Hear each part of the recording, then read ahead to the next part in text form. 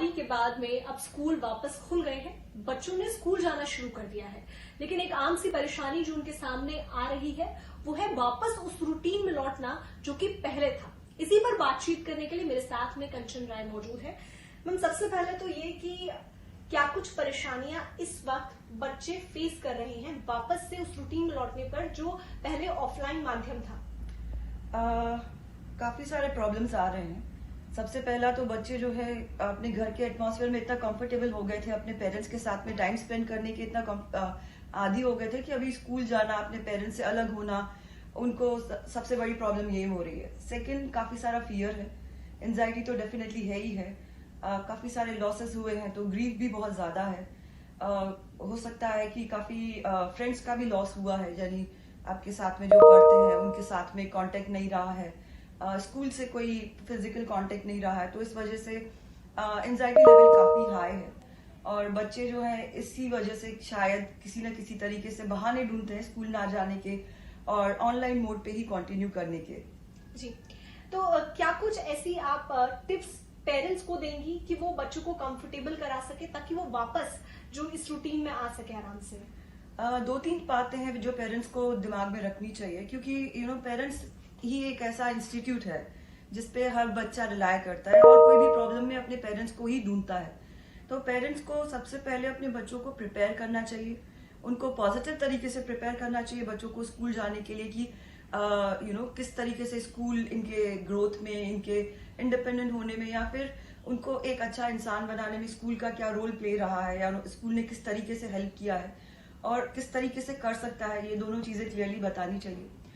छोटे बच्चों को बहुत ज्यादा प्रॉब्लम आ रही है तो उसके लिए पेरेंट्स को एक रूटीन फिक्स करना होगा स्कूल खुलने से पहले ही, यानी जैसे 10-15 दिन पहले से ही, कि बच्चे कुछ टाइम अलग रहे, पेरेंट्स को ना देखे कुछ टाइम तक, तो उनको वो आदत डल जाए कि वो स्कूल में जाके और बिना पेरेंट्स के भी अपनी पढ़ाई कर सके, नए दोस्तों से मिल सके।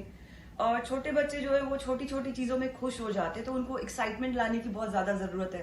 तो बुक्स दिखाए उनको, नए कॉपी हो गए, या फिर न्यू टिफिन बॉक्स हो गया, न्यू वाटर बॉटल हो गई, उनके पसंद की दिलवाए, उनको लेके जाए। तो बच्चों में जो एक्साइटमेंट होता है उसको यूज करने का स्कूल जाके, तो न कहीं वो एंजाइटी को थोड़ा कम कर सकता है। और रूटीन मेंटेन करना बहुत ही इंपॉर्टेंट है। जैसे हम लोगों ने देखा था कि कोरोना के टाइम पे बच्चों का एक तरीके से रूटीन नहीं रहा था, वो खेल भी नहीं रहे थे, वो बाहर भी नहीं जा रहे थे, मोस्ट ऑफ द टाइम वो अपने लैपटॉप्स, अपने गैजेट्स पे ही थे। तो उस वजह से उनका जो एक रूटीन बिगड़ा था वो उसको वापस दोबारा से लेके आए। पेरेंट्स उसमें काफी ज्यादा इंपॉर्टेंट रोल प्ले कर सकते हैं। और सबसे बड़ी जो पेरेंट्स जो सबसे बड़ा काम कर सकते हैं, वो अपना जो एंजाइटी है वो बच्चों के सामने ना डिस्प्ले करें।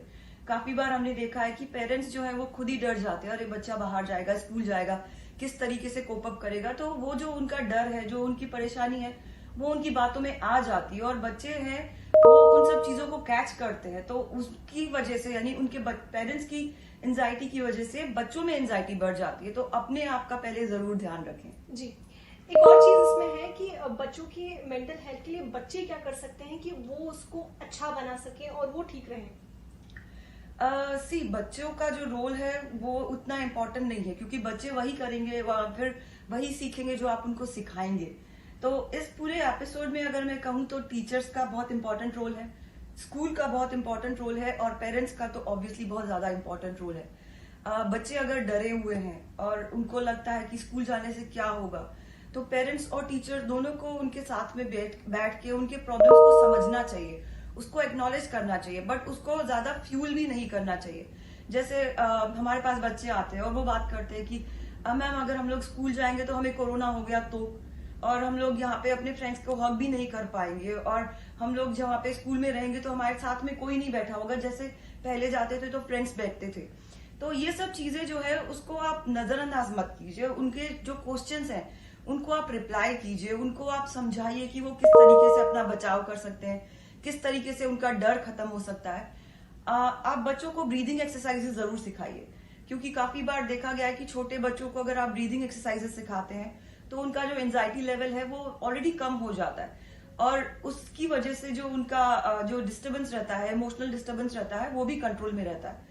तो जितना अच्छे से हो सके आप उनको ब्रीदिंग एक्सरसाइजेस सिखाइए और उनको बताइए कि ये एक्सरसाइज कब और कैसे यूज करना है, तो ये काफी काम आता है। जी, क्योंकि अभी बोर्ड के एग्जाम्स भी होने वाले हैं, तो जो 10th और 12th के बच्चे हैं वो किस तरीके से अपनी मेंटल हेल्थ को बैलेंस कर सकते हैं? वेरी गुड क्वेश्चन, क्योंकि ये क्वेश्चन जो है कोविड से पहले से ही चला आ रहा है। एग्जाम्स जो है हमेशा ट्रिगर पॉइंट्स रहे हैं काफी सारे बच्चों के लिए। उनकी एंजाइटी का ट्रिगर रहे हैं, उनके डिप्रेशन का भी ट्रिगर रहे हैं।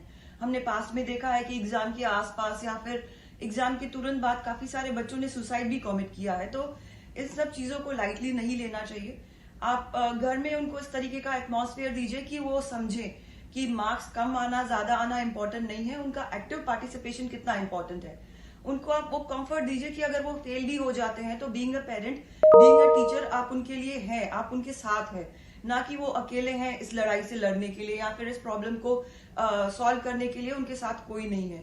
और तीसरा, आप उनको फोर्स मत कीजिए। यानी हमने देखा है कि पेरेंट्स कभी इतना फोर्स करते हैं बच्चों को कि वो एकदम उनका जो ट्रिगर है, एंजाइटी है, वो एकदम ऊपर लेवल पे आ जाता है और उनको पैनिक अटैक्स भी आए हैं। तो इस केस में आप प्लीज बच्चों को फोर्स मत कीजिए। हो सके तो आप उनको इनकरेज कीजिए कि वो हर 1-1.5 घंटे के बाद या आधे घंटे के बाद 10-15 मिनट का ब्रेक ले, थोड़ा सा वो फ्रेश एयर ले।